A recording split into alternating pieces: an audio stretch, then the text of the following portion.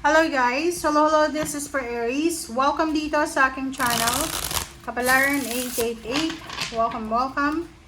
Alamin natin Aries kung anong messages, energy gabay. Okay, so let's check. Para to sa mga Aries friends natin. Weekly tarot reading. Okay, first card natin is King of Wands, Page of Swords, Four of Cups, Seven of Cups, the Star, and the Fool. Sa ilalim mo dito is Queen of Pentacles, Three of Wands, Two of Wands.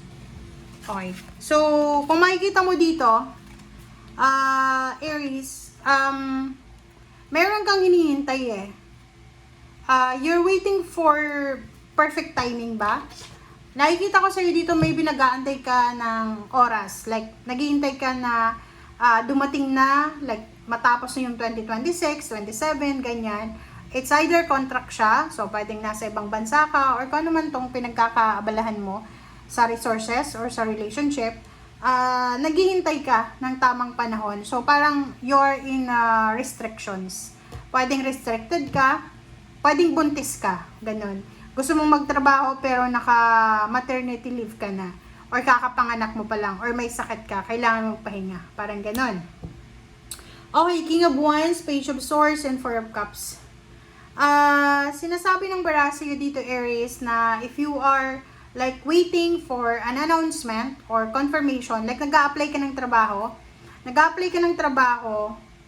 and naghihintay ka kung natanggap ka na ba.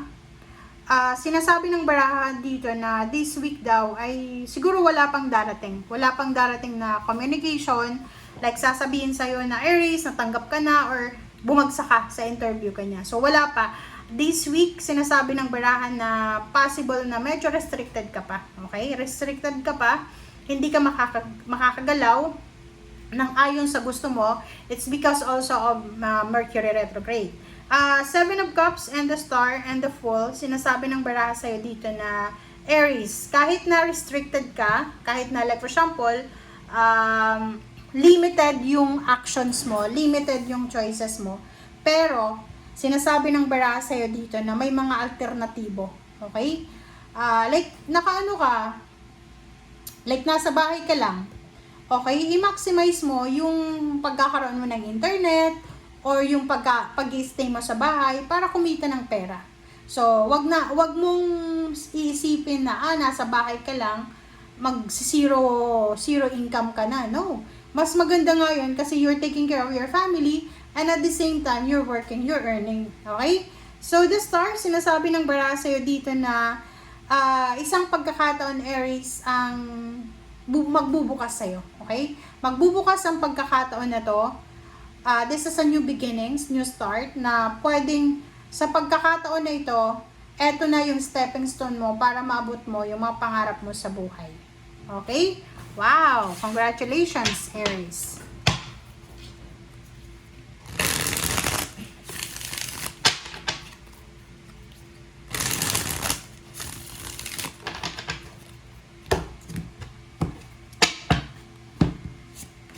Alright, the Star. Dalawa yung the Star mo.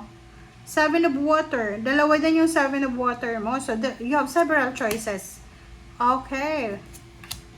Ang galing, Aries.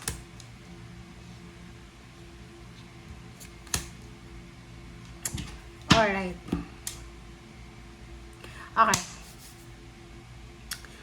Wow. Okay, kung makikita mo dito, Aries, ang ganda ng baraha mo kasi dalawa yung the Star, dalawa din yung Seven of Water, Seven of Cups. Sinasabi ng baraha mo dito na isang exciting na opportunity ang naghihintay sa'yo.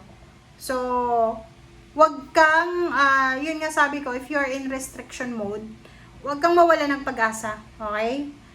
Continue to be inspired. Continue to dream, parang ganon. Have faith na lahat ng yan na plano mo ay magtatagumpayan sa tamang panahon. Okay? Just give it a time. Water sign, Pisces, Scorpion, Cancer. So, maybe mayroon dito na Aries na you are starting a new relationship with a water sign, Pisces, Scorpion, Cancer.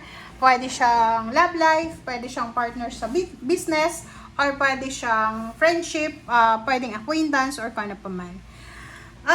Sinasabi ng bara sa'yo dito na pagkatapos ng Mercury retrograde by the end of after your birthday celebration, April na siya, sinasabi ng bara sa'yo na maybe you will receive good news like pregnancy, birth of the baby, new job offer, parang ganon, travel, victory, promotion, recognition, pwede ka din bumili ng sasakyan, pwede kang mag-rent ng sasakyan, pwede kang bumili ng plane ticket, bus ticket, or maybe you are starting your new good life by the end of Mercury retrograde. So, exciting siya. So, ihanda mo yung sarili mo. Kasi maybe this week medyo stagnant ka pa, restricted ka pa, pero matapos itong Mercury retrograde na to, going to your birthday month, sinasabi ng bara sa'yo dito na magiging sobrang exciting, sobrang nakaka-inspire yung energy na darating. Kasi the universe will shower all the strength, all the blessings papunta sa'yo, Aries. And ikaw na, nasa ulo mo na yung corona sa ngayon. So, nakadepende na lang yun sa'yo kung ano yung gagawin mo sa opportunity na yan na ibibigay sa'yo ng universe. Okay?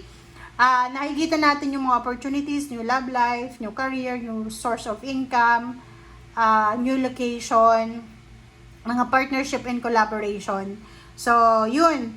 There's a new beginnings. Mayroon din dito na pwedeng lilipat ng bahay, pwedeng lilipat ng business, location, ganyan, ganito. So, dalawa yung Seven of Cups and the Star. Yun yung highlight mo sa linggong ito. Kumbaga, sinasabi ng bara sa'yo na kahit saan ka man pumunta, magagawa mo yung pangarap mo, or makukuha mo yung pangarap mo. Kumbaga, huwag mong ilalagay ang sarili mo sa limited lang na belief na, sa ibang bansa lang ako yayaman. Yayaman lang ako kung nakapag-aral ako. Yayaman lang ako pag yung anak ko pinag-aral ko. Parang ganun. So, you need to remove that. Okay? Kailangan mong alisin.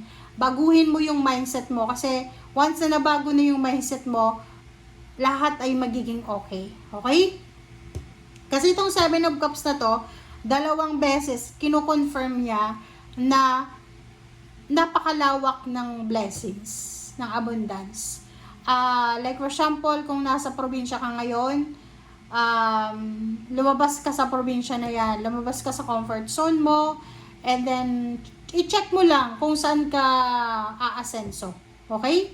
Kasi yun parang yung restrictions, yung stagnation, nangyayari yan kasi ayaw mo tanggapin yung changes or transformations. Pero pag dinanggap mo na malawak ang biyaya ng Panginoon, kahit saan ka pumunta, pwede kang makakuha ng trabaho, umasenso. So, tanggapin natin. Okay? Thank you guys. Bye!